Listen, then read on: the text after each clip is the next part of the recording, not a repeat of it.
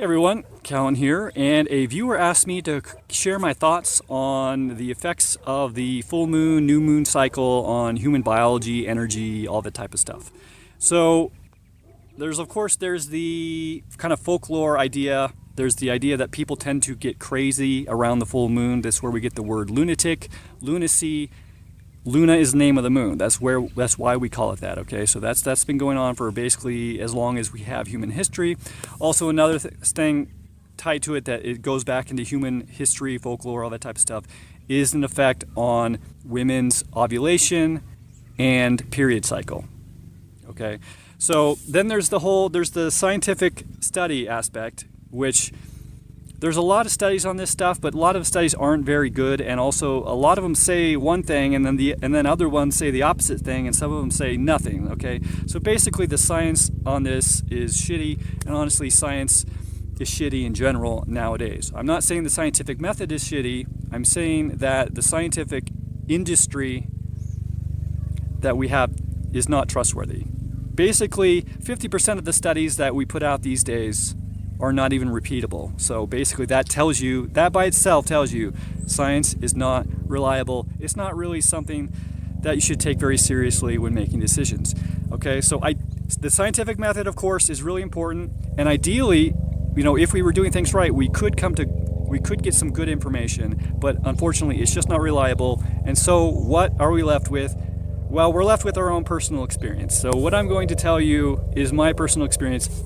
You can go look at the studies. There's tons of stuff about the moon cycle's effect on various things like accidents, like car accidents, likelihood to end up emergency room visits, epilepsy, all kinds of things. Okay, so you can just do a search and find all that stuff. I'm just going to tell you about kind of my personal experience with this. So first of all, my mom was a nurse who delivered babies for decades. And she told me when I was a kid that basically it was every time there was a full moon, they always had way more births. And that every nurse that she worked with recognized that as well. And she worked in lots of different hospitals, okay? So that was kind of my first clue growing up that there might be something going on here. Okay, so second thing for me is I have made lots of videos about this, but ejaculation is not something that a man should be doing really frequently, because when you do, you lose all your energy and motivation, and it harms all the other biological processes in your body, because generating that semen again is a really important biological priority, and so it's going to drop all of those other things to focus on that. And you're going to notice, at least you're going to notice if you're someone like me who goes weeks, if not months, without ejaculating. Okay, nowadays I never ejaculate on purpose, because I never want to go down into the depths of that horrible feeling. But most guys are ejaculating all the time, and so they're just always, that's the normal. They're always in the low, and so they don't even notice when they ejaculate that they go down, because they're basically already down at the bottom. Okay, so it's like someone who has eaten shitty food their entire life. They don't know they don't know that they feel bad, and they won't know that they feel bad until they drop all that shitty food and eat good, healthy food for weeks and weeks, and get to a point where, oh my gosh, I feel so good. I didn't even know I could feel this way, okay? And then they eat shitty food, and they're like, oh man, that's horrible. I'm never going to eat that again, okay? Same thing for me, and I think any guy, with ejaculation. If you're doing it all the time, you're just going to be in a horrible place, but you won't realize it because that's normal. If you allow yourself to come up and fill up with energy and motivation, then you will notice when you lose all that, okay?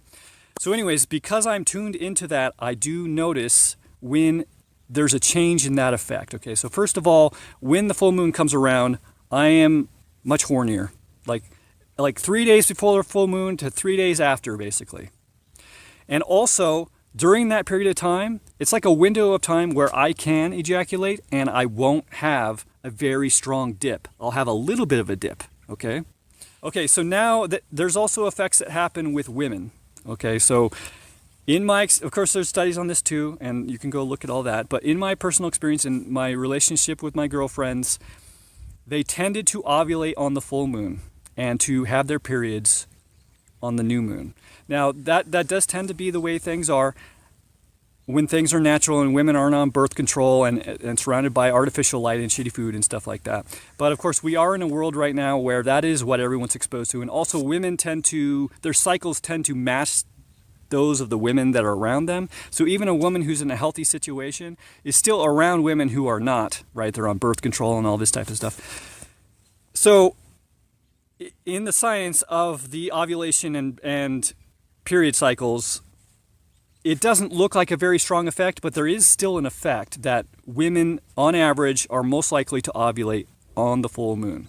Now, it's either the full moon or there's a whole nother set of women, and there's a certain type, I can't remember what they call it, it's like white witches and red witches or something like that. I don't know, you'll have to look that up. But if a woman ovulates on the full moon, then it's one thing, and if a woman ovulates on the new moon, then it's another thing, and it means something different, kind of innate about something important to learn about yourself as a woman, if that's the case for you.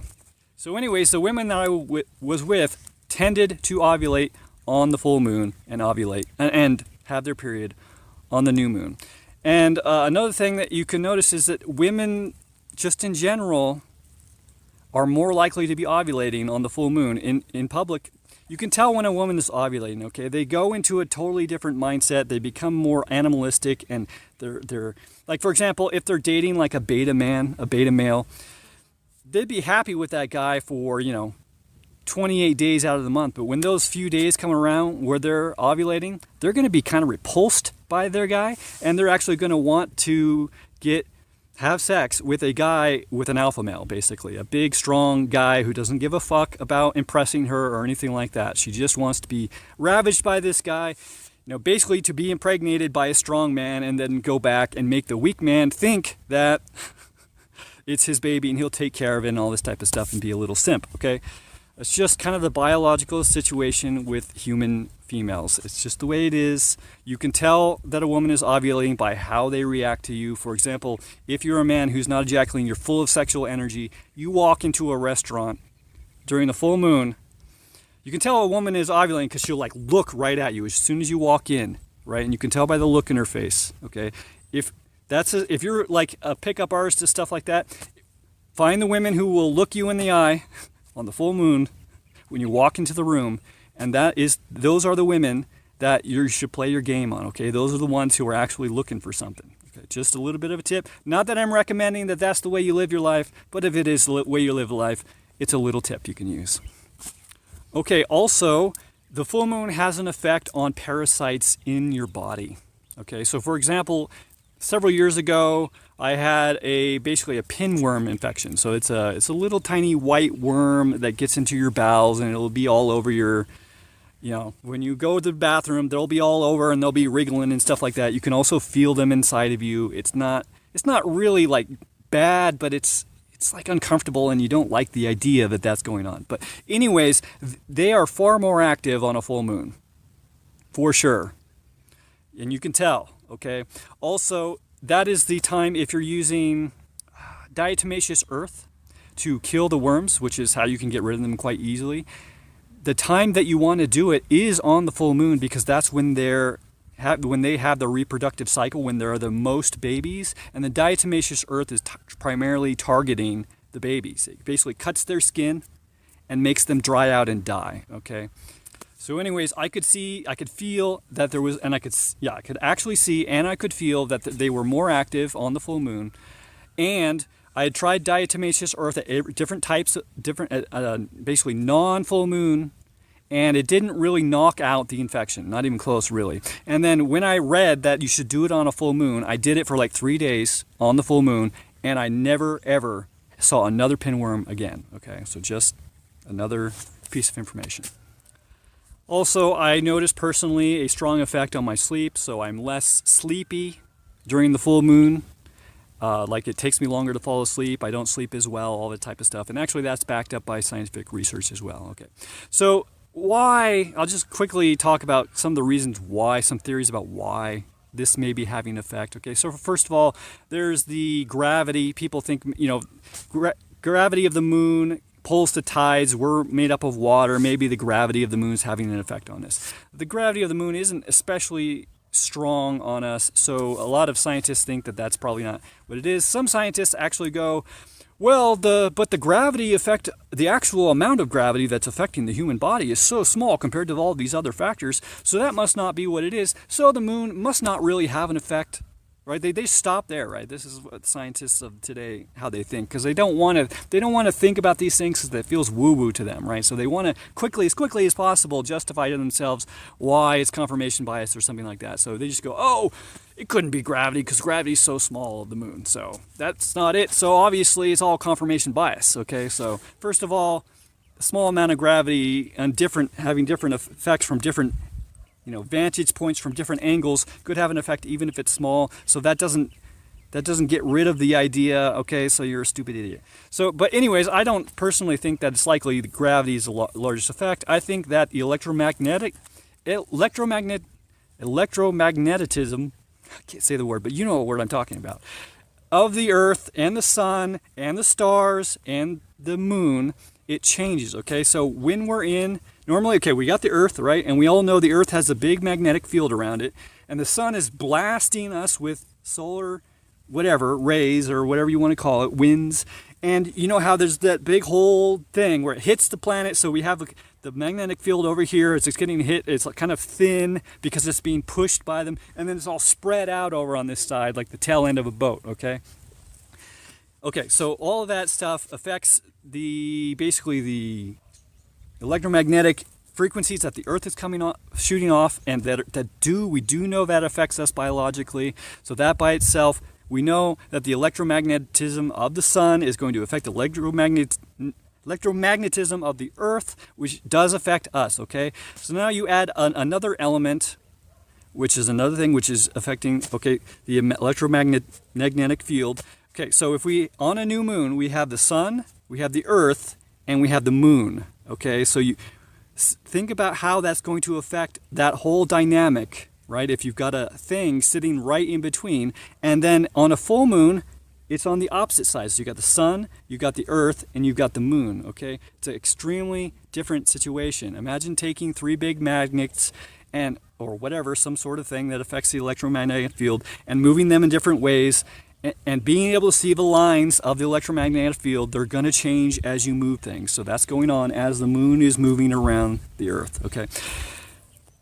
Then the other possible thing, which I think is definitely happening, I would say the last two are definitely happening, and the first one may be kind of a light effect, gravity, is light, okay? So for example, with the sleep thing, if you're looking at, so when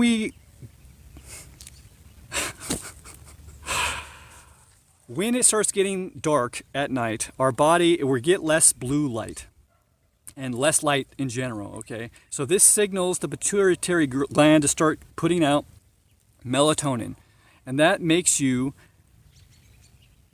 basically prepares you to go to sleep. It makes you sleepy, it's going to make you get better sleep, and it's going to make you sleep longer, okay?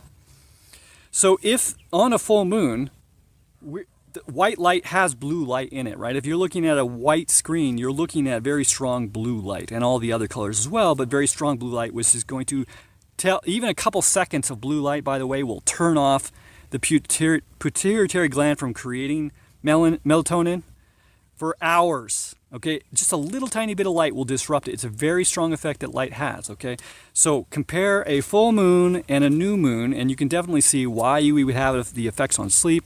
And maybe light is a signaler for all kinds of things, biological processes in the body, some of which we do understand, and probably a lot of which we don't understand. So just the fact that there is light at night is likely to affect us in ways that we aren't even aware of or we wouldn't even expect, okay? So anyways, that's my rundown and my thoughts on the biological effects on humans as it relates to the full moon, new moon, and all the other in-between cycles. So anyways, I hope that's useful, and I'll see you guys later.